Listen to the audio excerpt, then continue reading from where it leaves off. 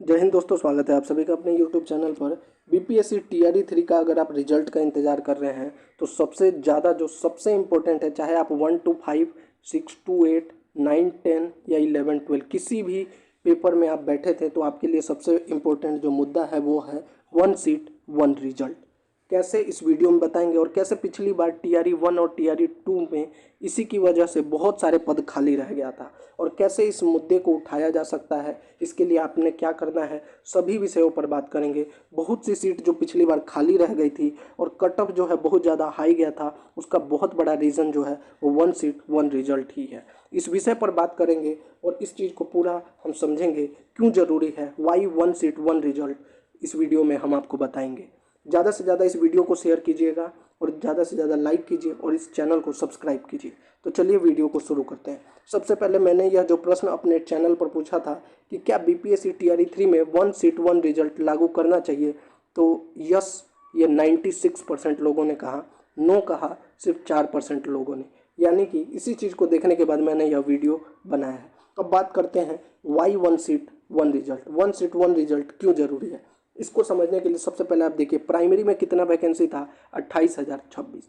Middle school जो 6 to 8 में 19,645। Secondary teacher जो 9 to 10 है उसमें 16,970 और 11-12 में 22,373। इतनी वैकेंसी, लगभग टोटल 27,000 वैकेंसी। अब बात करें 1 सीट 1 रिजल्ट क्यों ज़रूरी है। आपने देखा होगा टीआरई 1 या टीआरई 2 या फिर अभी टीआरई 3, इन तीनों ही एग्ज़ाम में बहुत से ऐसे कैंडिडेट होंगे जिनका सिलेक्शन जो है 6 to 11 to 12 में भी हो गया, 9-10 में भी हो गया, 6 to 8 में भी हो गया।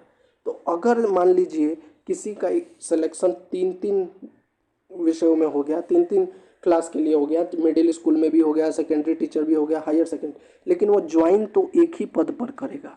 अगर उसका सिलेक्शन बन रहा है, मान लीजिए 3 नहीं, चलिए 2 जगह ही, 2 या 3 की कोई भी मान लीजिए 3 जगह हो गया उसका सिलेक्शन, लेकिन वो ज्वाइन तो सिर्फ एक ही जगह कर रहा है ना।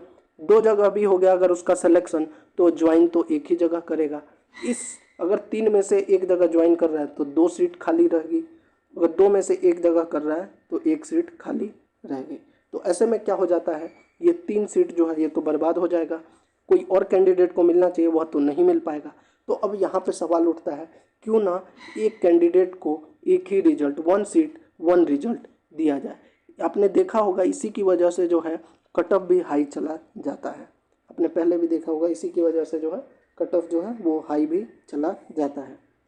अब बात करते हैं 1 सीट 1 रिजल्ट का क्या फ़ायदा। ये तो आपने देख लिया कि इससे जो है कट ऑफ में या फिर जो ऐसे जो 1-2 नंबर से या डेट ऑफ बर्थ की वजह से रह जाते हैं उनको या वैकेंसी में फ़ायदा हो सकता है। लेकिन दूसरा इसका जो नुकसान, इसके बारे में बीपीएससी की तरफ से क्या कहा गया, उनकी तरफ से कहा गया कि मान लीजिए किसी का सिलेक्शन 11-12 में हो गया और 9-10 में हो गया, और जब डॉक्यूमेंट वेरिफिकेशन हुआ तो उनका जो है 11-12 के हिसाब से तो नहीं हो पाया, लेकिन 9-10 के हिसाब से उनका सिलेक्शन हो गया।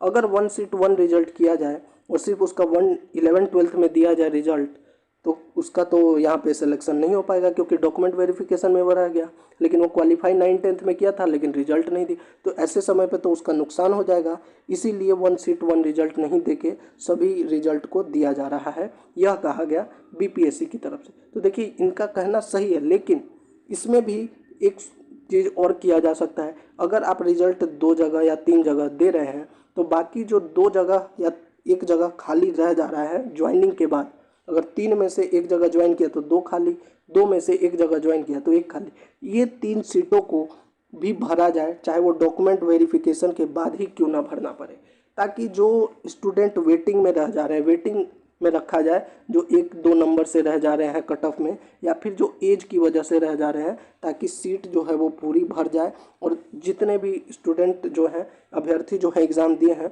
उनको थोड़ा फ़ायदा हो सके।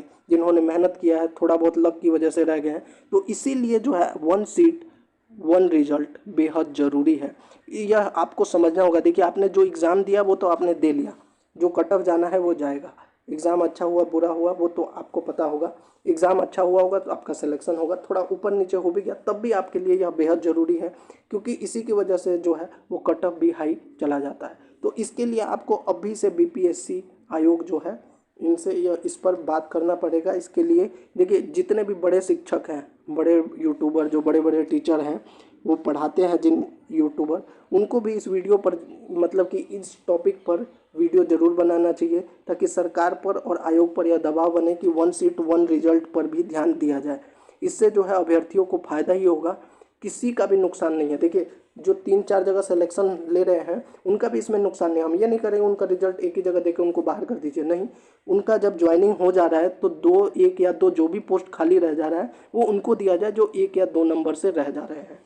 और सभी, आपका भी यही मानना है, तभी 96% लोग कह रहे हैं कि 1 सीट 1 रिजल्ट दिया जाना चाहिए। तो आप लोग अभी से अगर मुद्दा नहीं उठाएंगे तो रिजल्ट के बाद आपके मुद्दा उठाने से कुछ नहीं होगा। तो इसके लिए आप जितने बड़े यूट्यूबर, ये टीचर है ना यूट्यूब पर, जो बड़ी बड़ी बातें और अभ्यर्थियों के लिए कहते हैं कि हम अभ्यर्थियों के लिए खड़े हैं, उनको भी इस मुद्दे पर वीडियो बनाना चाहिए।